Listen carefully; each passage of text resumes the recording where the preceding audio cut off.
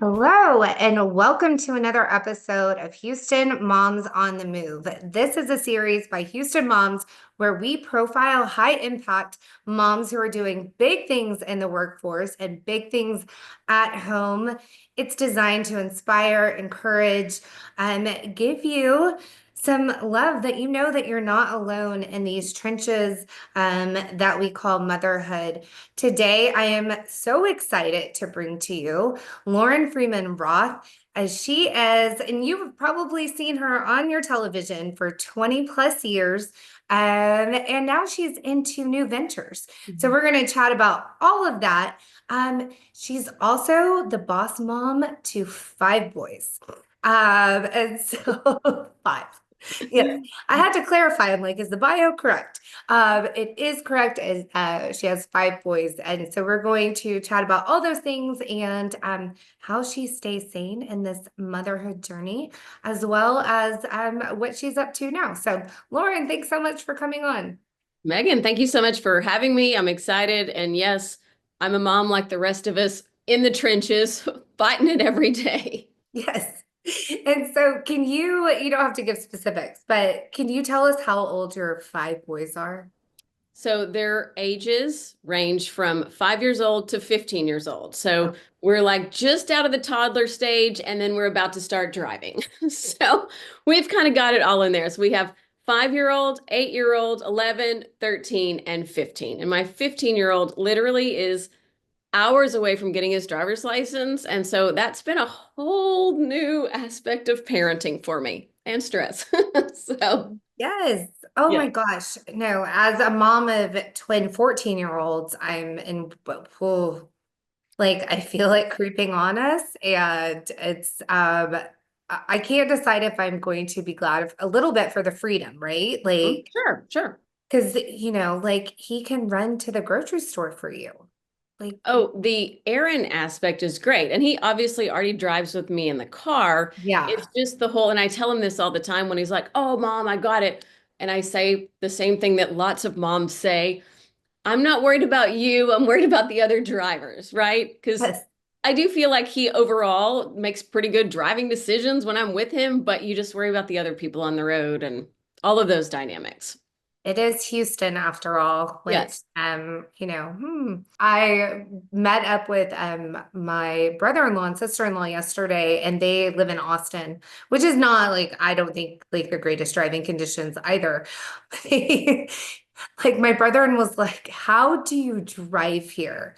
I was like, I don't know. Wing and a prayer, man." So Like, true. I call it offensive driving. yes, It's offensive frequently.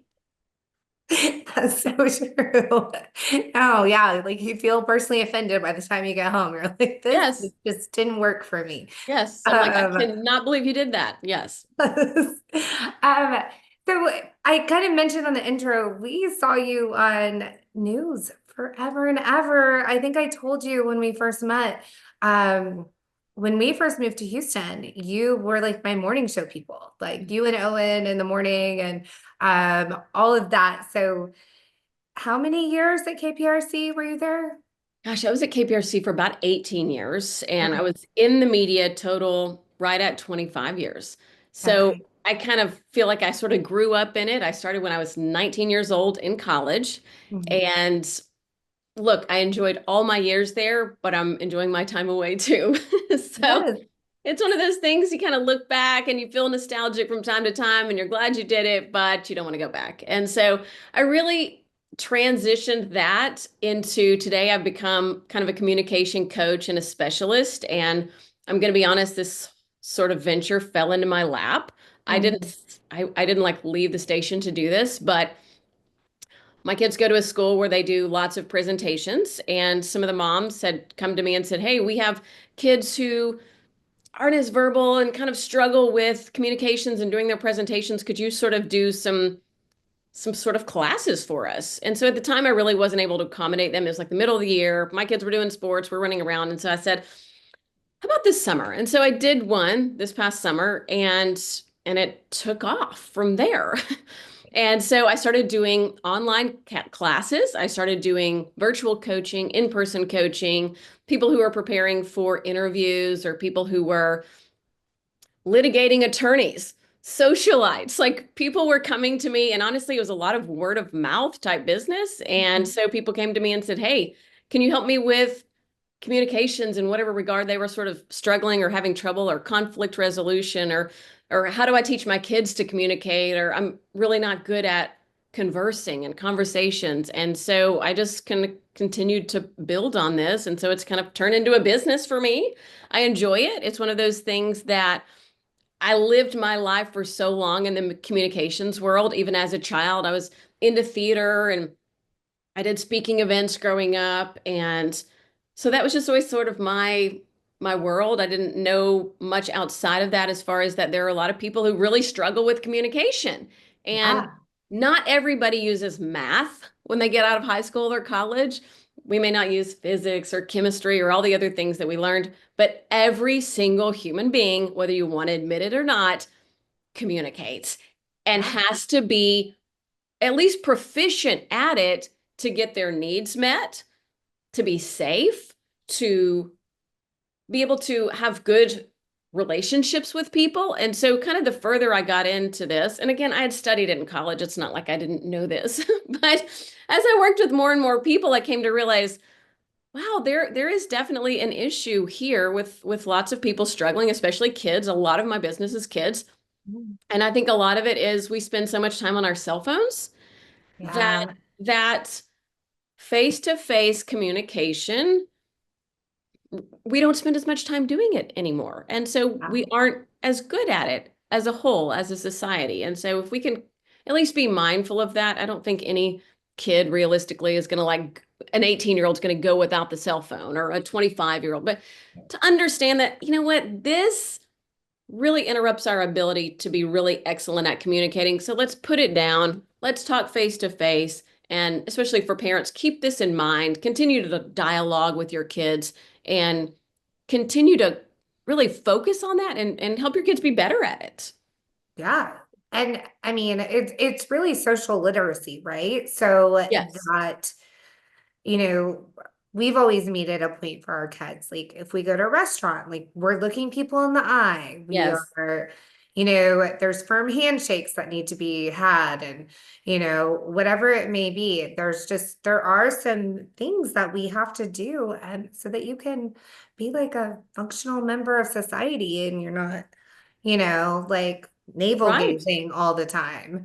Um, so how have your kids adjusted to your kind of like new life and, being like, well, home, but like you're still like, I mean, you're a working mama. So how have they all adjusted and what kind of conversations have you had around that? So initially, when I sat my kids down and said, okay, I'm leaving the station. But before I told them, I said, we have something to tell you. And they said, oh, you're having another baby. That would be No. obvious number one. Yeah. No, but I've decided to leave the station. And they were like, okay. Yeah. They weren't really excited one way or the other. But they love the fact that because I never before was able to pick them up from carpool. And I know that sounds like totally like insignificant and silly, but that has been the coolest thing to them. Mommy picks us up in carpool, and they love that. They appreciate that. Even after I've been gone from the station almost 2 years. And so you would think that over time they would just sort of become immune to it, but they still to this day are like, oh my gosh, my mom gets to pick me up at carpool. And so that's been honestly their biggest loving, like lovely part of it. And that's not silly at all because we interviewed Deborah Duncan and that was one of her son's biggest things was that mom would be there to pick him up. Hmm. And she would zoom in like, as most of we do, we do that. And Hmm. we catch the last breath that we can and zoom into the parking lot and pick up. And so not silly at all. It's the little things I think Hmm. for our kids. And Yes. um what has surprised you the most about motherhood? Is there anything that kind of stands out as like being like, gosh, I really didn't expect this. Like college taught you about communications and all of that, and newsroom taught you about things, but what shocked you about motherhood? I think when you have a child, when you're in the process, you're pregnant for the first time and you're excited and you're nervous and you don't really know what to expect. But it's so much bigger than even what you can expect at that time. It's an all-encompassing process. Mhm. Motherhood takes over your life in many regards. It changes who you are. It changes, we all have those little selfish, egoic aspects of our life. You know, I've got to be at the gym 2 hours a day. I've got to do this. I need my 12 hours of beauty sleep. And babies arrive and go, no, no, no, no. Here's how it's going to go. And I'm going to cry all night. And I'm good. And while it's so beautiful and it's the best thing you've ever done, and you're more in love with this little tiny thing than you've ever been with anyone else or anything else in the world, but yet it completely changes your life. It changes the way you think, the way Yeah. you behave. It changes your habits. It makes you evaluate your habits. It makes you evaluate yourself.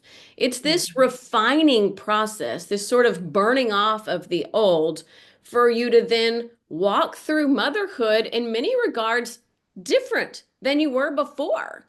And yes, there are little pieces of your old life and self that are still there, not Yeah. in a derogatory way, but in this way where you have to be very intentional about how you spend your time, how you Yeah. work, how you communicate with your kids, your spouse, your friends, all these dynamics that you're then responsible for sort of orchestrating. So I think that's what surprised me, that it's bigger, it's more monumental than what I could have ever prepared myself Yeah. for. Do you agree?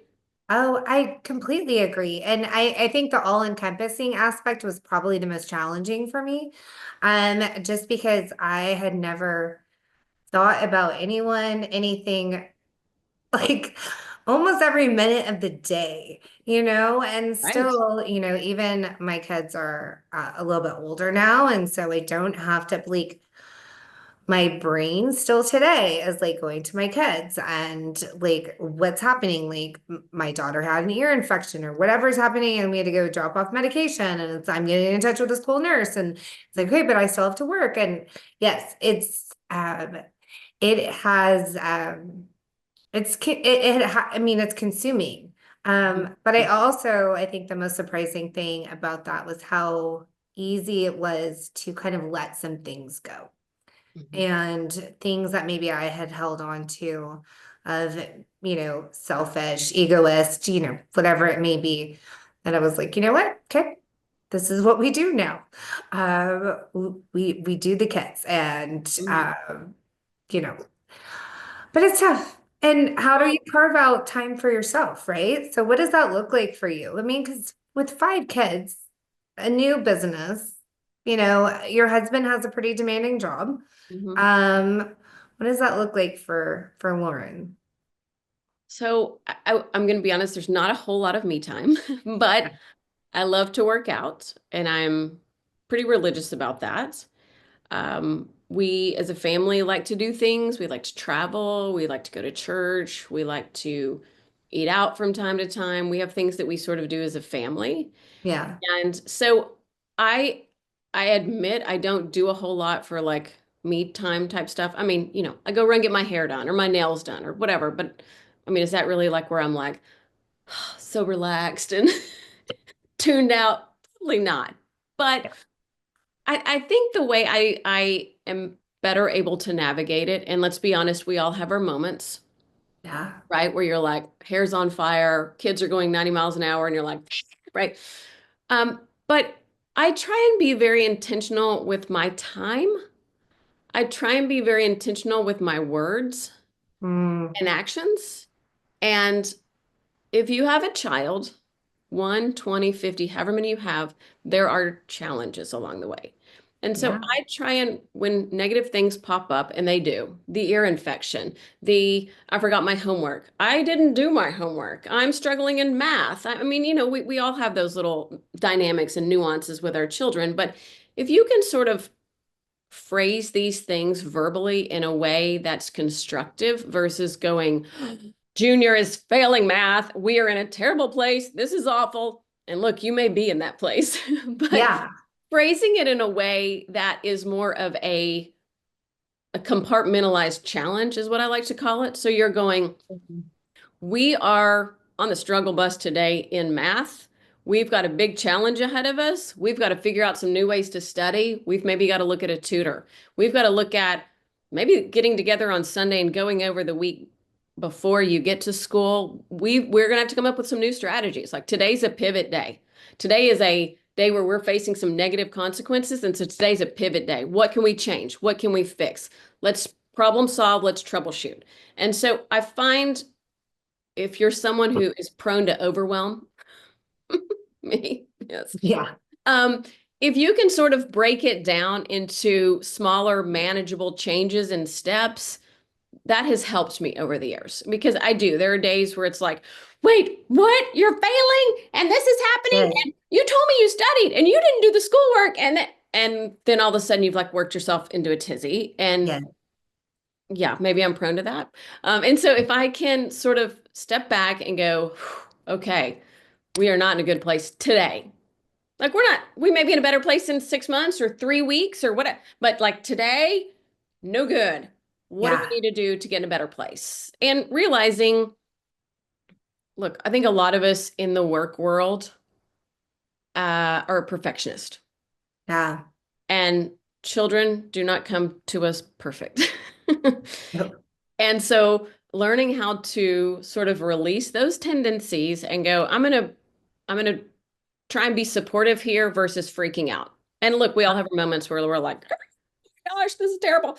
But just that overall, if you can give it the 80% rule, like 80% of the time, I'm going to try and be like really Yes. supportive and positive and yeah, you may have your like 20% freak out and try and do it in private away from the kids or, whatever.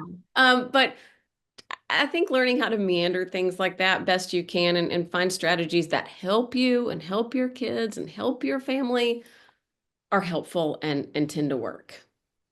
And I think that's such an important point because I'm not good at like the compartmentalization. Like I think guys in general, and I mean, not all of them, but I think my husband does a much better job of being like, okay, Mine too. this happened. I'm going to put it here. And we'll talk about it when we talk about it, and it doesn't like, you know, color their whole day, I guess. Yes, yes. Um, I'm working on it. That's what I'm saying. Because I do think like moms a lot of times set the tone and the Mhm. mood for the house.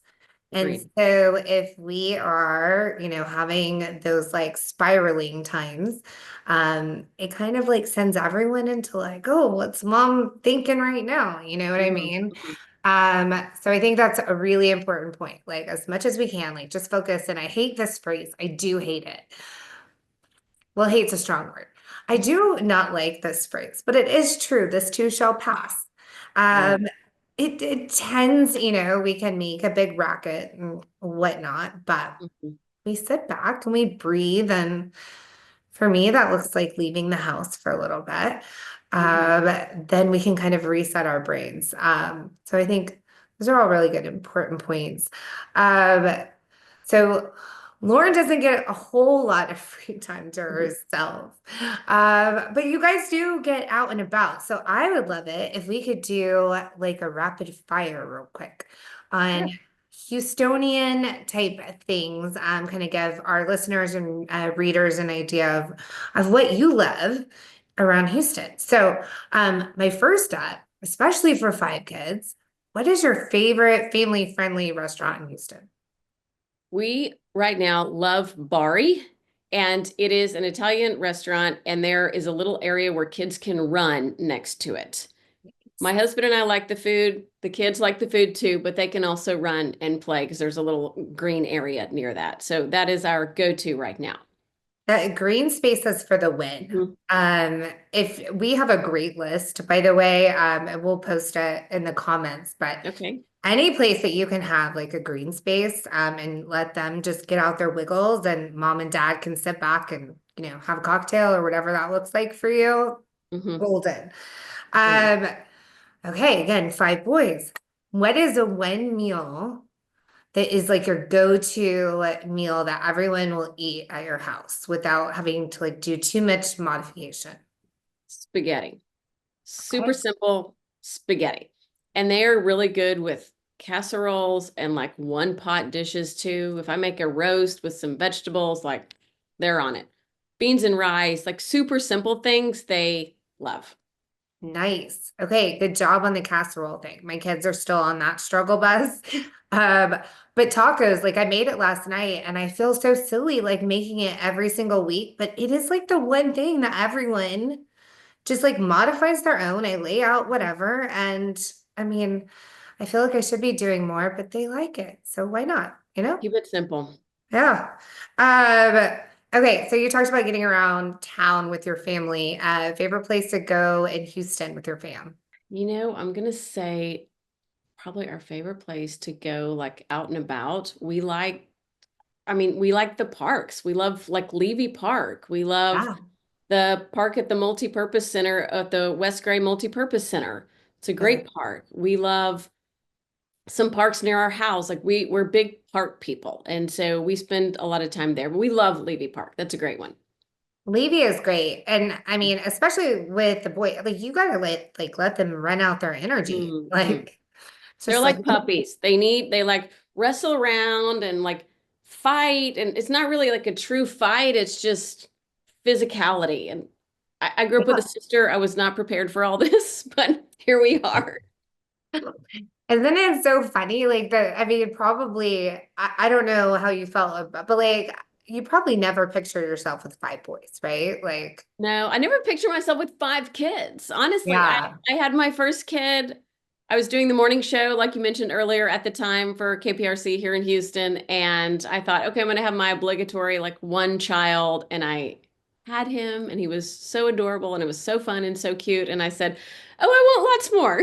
So we just kept having more and more and more. Kids like always humble our like what we initially thought we were going to do, right? Like they're Yes. like, "Oh, I saw your plan," and then no, we're just gonna do something different. I love that you didn't have it in your head that that was going to be. No, not at all. I mean, and yes, motherhood is the most humbling experience, right? You can Mhm. like have all your ducks in a row and everything else in life, and then you throw a couple kids in there. And you really you have to devise new plans and new strategies and figure out new ways to live and go about life.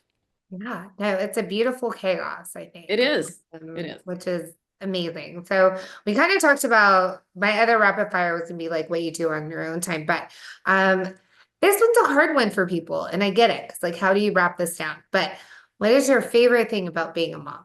I love getting to watch the process of the true evolution of a human. So they start off as babies and are so dependent on you. And then we go through the twos where everything's no and leave me alone. And they have their own little way they want to mess your house up and navigate the world. Yeah. And then they learn to read. And then you just watch this process, this change and this evolution of this little person. And then you all of a sudden have a teenager and someone who's bigger than you physically, and you look and go, oh my gosh, you were in my belly and this big once, and you get to be front and center for all of it. And that to me is the most beautiful part, and it's fascinating. And when you have five kids or multiple kids or two, three, however many you have, you watch how it's so different for every one of them. They're all Mhm. so different, and their process of learning and growing and changing is different. And the way you parent them is different. I had to learn, we hear a lot. I've listened to some parenting podcast, and we all, I'm sure, have at least one strong-willed child. I always say they act like my husband. So, Yeah. and Oh, I mine's me. No. really, okay, no, No. the ones who are more like me are more laid back. They're the easier ones. I can just go, dude, pick up your clothes. But I have to strategize with the ones more like my husband. They're a little more strong-willed. And there are positive aspects to being strong-willed. You guys are very successful. The very strong-willed people. You go out and you like bust it out in the career world. But when you're asking a strong-willed person to please clean up their room, it can be this, right? Hmm. So learning those strategies, and one little simple one that I'll share that I learned from a parenting podcast, they said when you have those strong-willed children, try using questions versus, hey, do you mind picking up your room? Or I'm sorry, hey, pick up your room. Hey, do Yeah. you mind picking up your room before you go to school? Where it's a question. So in their mind, it's more on their term. Hmm. And that's been so helpful. Like just that little change and flip the script a little bit to where I go, hey, buddy, did you spill your milk? Do you mind cleaning it up? Here's a towel. Yeah. Versus, clean your milk up. Did you just spill that and leave it? And Yeah. you're going, surely not. You didn't just walk off. He did. Yeah. But where you're sort of phrasing, hey, do you mind? And Yeah. it's so much more motivating to strong-willed people because they feel like they have an answer one way or the Yeah. other. And so learning the strategies and figuring Yeah. things out and learning from other people and being motivated and inspired. I mean, frequently I see a mom who, I say frequently, sometimes I see a mom and I go, oh my gosh, like their house is so clean. I feel like they're so organized. And then I come home and I'm like, my house isn't so clean and I'm not so organized. But I've tried over the years to learn to be inspired by that rather than being upset that I'm not that way or upset with, okay, my kids are messy or this, or to be inspired and go, okay, I'm not going to change my house overnight, but maybe we can do better about putting up the toys, or maybe we can clean out the toys tomorrow. Or you know what, those shoes you don't wear anymore that are disgusting and belong in the trash, let's put them in the trash. Yeah. Those type strategies. I love that. Comparison syndrome is like, that's a horrible problem for moms. It is. It Because is. I can do it. I'll do it all day long. And that's something that can make you spiral and tank right there. Because you're just looking at their outside end. And it Sure. looks great. And And it steals your joy, yeah, right? I mean, it really can. And everybody's got struggles in life. yeah. Everybody. They may be public, they may not be public, but they're there. For me, like I've always been pretty like open about what we're struggling with and like what's happening at our house while still it's like a weird balance too, like while still protecting my children's privacy as much as they're willing for me to share about whatever. So almost consciously I've tried to make it look like an imperfect journey just so people feel less alone. But then I'll see that people they're not always like they don't always want to share all the things and That's and true. and That's then very so true. you feel like, oh God, I am the only one that is, making this decision or whatever it may be. So yes, let's not let comparison take like our families from us. And then I love the question aspect for a strong-willed child. And I will say to any of my strong-willed mamas out there who are listening, the toughest part about that is giving up the control. Mhm. Because for us, Control like issue. you are, since you don't maybe fall to like that, type A, like super strong-willed side, um, for us to like come again, we kind of humble ourselves enough to want to ask the question because we Mhm. want to be right. We want to be like, you did spill your milk, like obviously pick it up, like whatever it may be. So like surrendering some of that power is like hard for us, but it is really important. Because our children need to feel like empowered to, Mhm.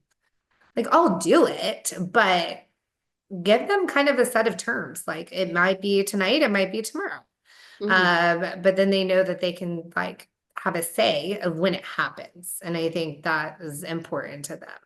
Well, Um, and they don't, the other thing is we talk to our children a lot. Like my husband and I are big on nutrition yeah, and staying healthy and getting enough sleep, like the basics, the obvious things. yeah, And so I so many times would recognize also when we were having those moments where my kids were, especially when they were little, where they're melting down. They're refusing to do this. No, they won't put their shoes on and it's 40 degrees outside. And I mean, we've all been there as yeah, moms. And I began over the years to start to question, to like compassionately question, okay, Are they tired? Are they fed? Have they been eating junk food for the last 4 days because it's Christmas time? I don't know about you, but for my kids, when they've been eating junk and it's Christmas or Halloween or what, like all bets are off. I have Yeah. to just kind of give them some grace and know that this too shall pass. And today we are not great with behavior. Hopefully in the next couple of days we'll get back to where we should be. But just knowing and helping my kids understand that too. To where the Yeah. other day my son had spent the night out with a friend. He came home, he's totally grumpy all day because they stay up and don't sleep. So he's just like, Yes. punched his brother, like, and so I said, dude, you're in a terrible mood because you got no sleep last night. If you want to continue to be able to go have sleepovers with friends, you're gonna have to calm it down, buddy. Ah. But over time, he's realized there's a pattern with him being tired and being grumpy and difficult to be around.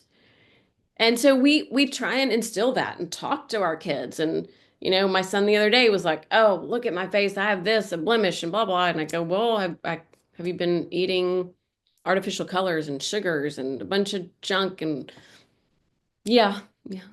Ah. Okay, well, let's see if we can get back on the straight and narrow and get rid of them, kind of thing. But understanding and helping kids when they are in those moments of being defiant, being mad. Adults have those moments too, let's be honest. But if we can all Ah. just sort of step back and question, okay, what have we done to sort of contribute to this? Like, are we burning the candle at both ends? Are we tired? Have we, for adults, been having too many cocktails at night? Are we not working out? Have we not been out in the sunlight? Or all these things that factor into our mood and how we feel and how we navigate the world. Yeah, no, and it's a huge thing for kids to recognize that within themselves, like you were saying.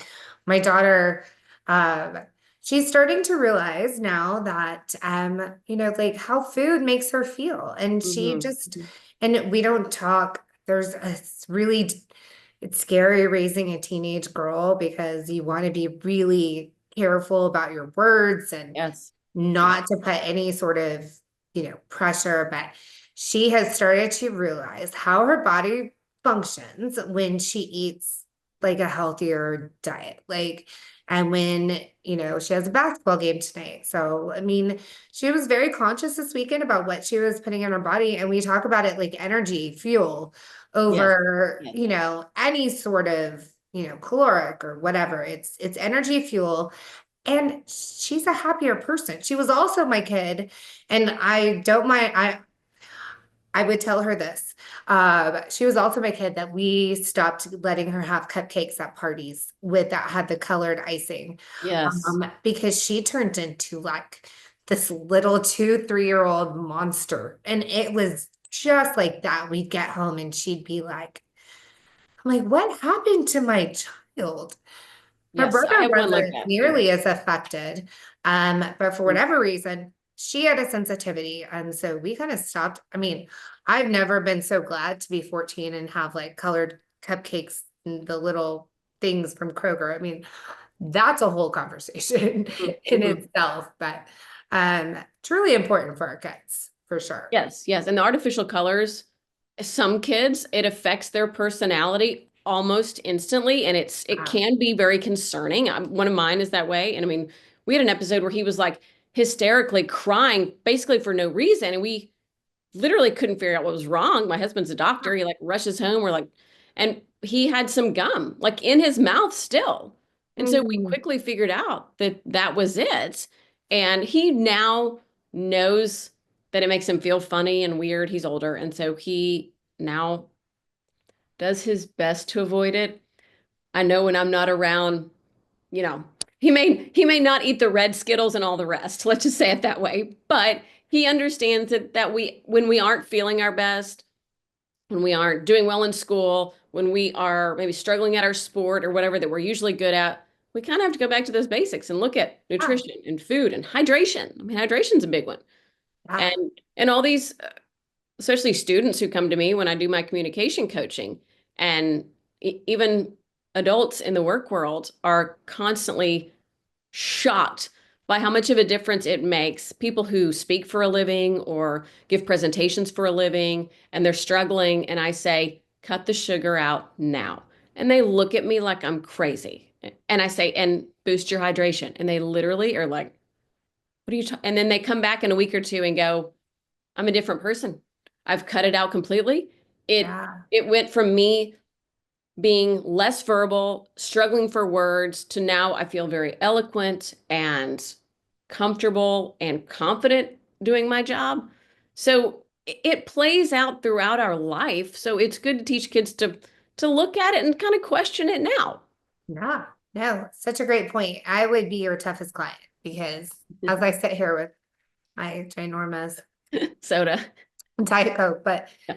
um, but I do like recognize, I think our children are more hydrated than I ever was as like a Hmm. 80s baby, but Me too. they do, and whether it's because they're drinking out of a Stanley or, whatever the coolest new cup is, I really don't care. Like they're drinking, so that, Right. you know, super important. I feel like think we need to have you back on and we'll do like a whole like nutrition, hydration kind of Sure. segment. But Sure. I have taken up enough of your valuable time. I know you're a busy mama. I'm so thankful that you joined us today. Um, I am going to put, so we'll put Lauren's information in the comments below so you can follow her on Instagram, hear all about her new ventures and what she's doing and what she's up to. But thank you. I appreciate the Thank you. time. Thank you. Very good to talk to you as well. I very much appreciate it, Megan. Thank you. Yeah, for sure. So we will be back next month with another Houston mom on the move, high impact moms making a difference in our Houston community and sharing their valuable tips, tricks, inspiration, and also that you're not alone. So thank you so much, and we will see you Thank next you. month.